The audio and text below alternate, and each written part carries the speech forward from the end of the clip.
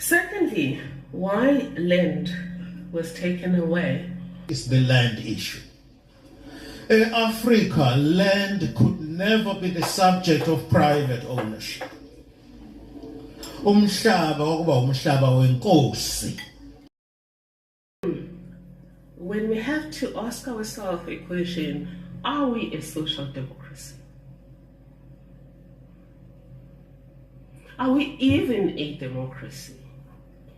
Which is true. People must have a voice. Democratic system is about the people's voice and so forth. But people must have a voice not only at the point of a polling station. There must be a continuous system that ensures the voice of the people. Time when we have to ask ourselves a question, are we a social democracy? Are we even a democracy? Democracy is a Greek word with two words combined, demos and kratos. Demos, people, kratos, power or rule, people's rule.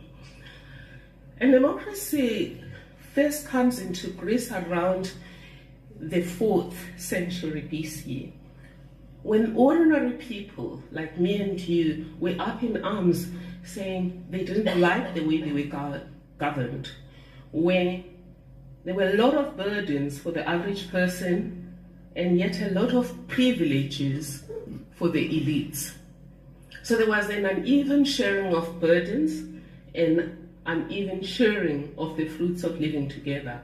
John Rawls calls that social injustice, and I agree with him. That's social injustice, because where there's social justice, all groups in society share evenly the fruits of living together and the burdens of living together.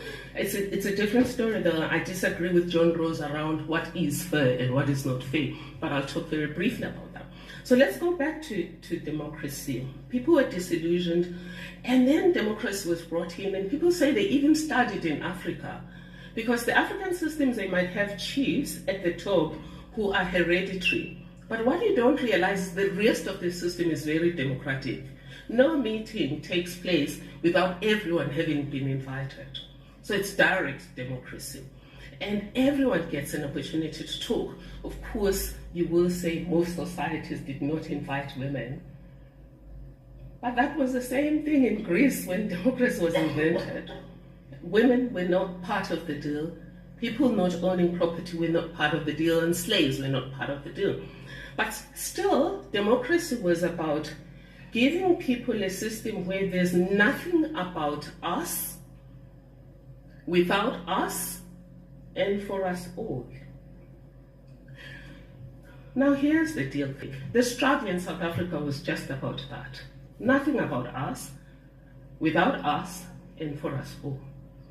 It wasn't, we just want to remove white people so that black people can govern, or men so that women can govern, or heterosexual people so that people from the LGBTQI could be involved. It was a system that gave greater space for people to be recognized as humans, everyone to count, to be represented in decisions that impact on their lives, that impose burdens on them, and that distribute privileges. It was also about a system in South Africa that would ensure that there is some restitution. And if you disagree with that, you have to look at the truth, the wording of the breach constitution, which is the interim constitution. The interim constitution is very clear that it was being adopted to change from what we are. So in the post-Embo, the interim constitution says this: there is a need for understanding but not vengeance, for reparation but not for retaliation, a need for Ubuntu but not victimization. Secondly, why land was taken away. It's the land issue. In Africa, land could never be the subject of private ownership. Umhlaba okuba umhlaba wenkosi. Abantu bahlale uhlaliswe inkosi. As long as you pay your allegiance to the king, as long as uyiphethe kahle ungathakathi. Ushaka ungayifuni lonto, ungathakathi, ungadlali ngabafazi babantu, uyiphathe kahle. Ungantshontshi. Ngaba yikho lezi seyinkulu kangaka sibona ngo-politicians zokushaka. Lingantshontshe wengayifuni lonto ushaka. As long as you paid allegiance and wahlala kulo ndawo respect. Now the advantages, a lot of people when you say Africanize the law, basuka bathi shouldn't ngithatha abafazi abayi-6 njengoZuma, right? Nifuna ukushaya abantu ngeinduku because African law has never been allowed to develop and take its rightful place. Mina into engiyifuna kwe-African law, it is one thing ebalulekile. Umhlaba owethu, and that is consistent with the principles of African law. That's where we're coming from.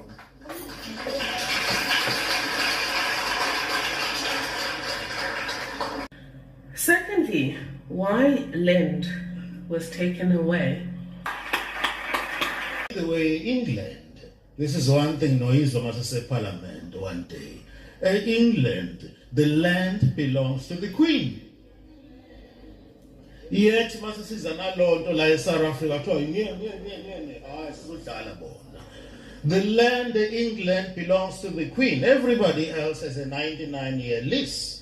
London is one of the most expensive areas when we talk about property. So this argument enizwa ngalesalukazi simhlophe lapha esingabizwa ngegama ukuthi mangabe si-Africanize ilaw, mangabe sithatha umhlaba wethu owantshontshwayo ngenkani thina mase siwuthatha back irandi lizowa. Ipound yini ngawe England?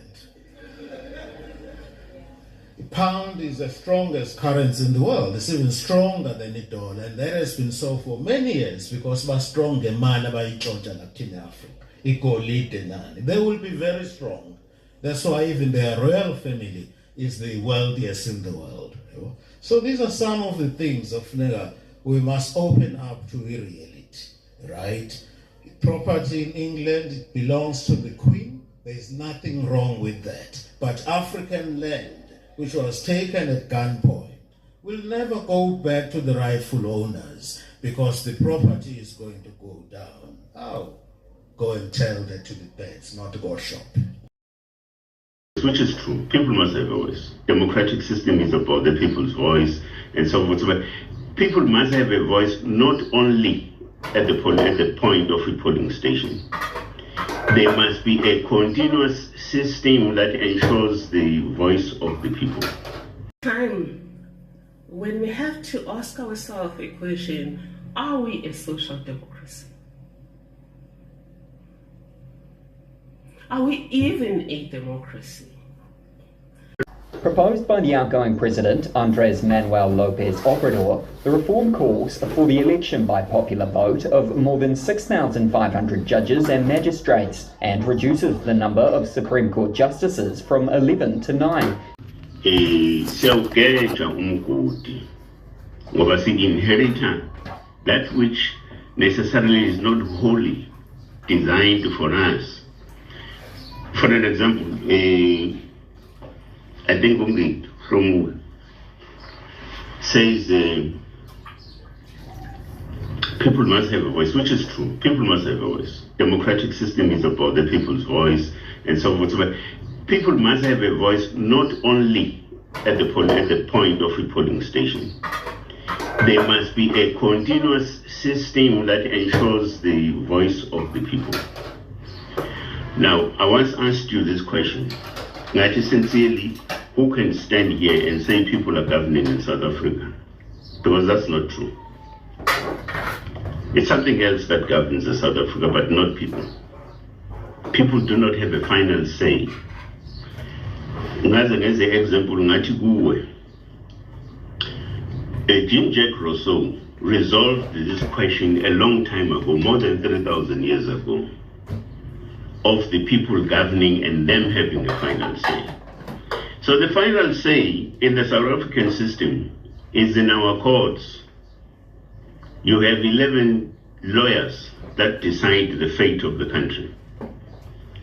Now, how can that be democratic? How can that be said to be people governing?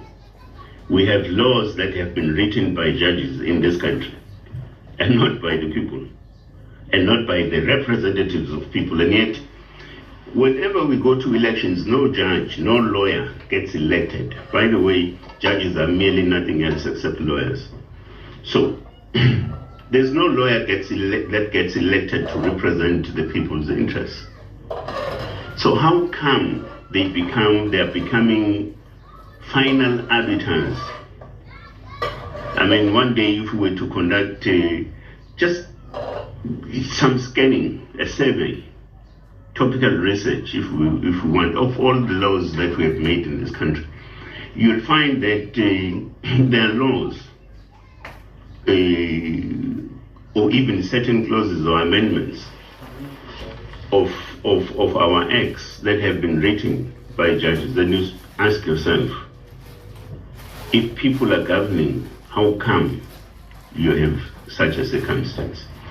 So we do need to revisit this question. The sooner the better.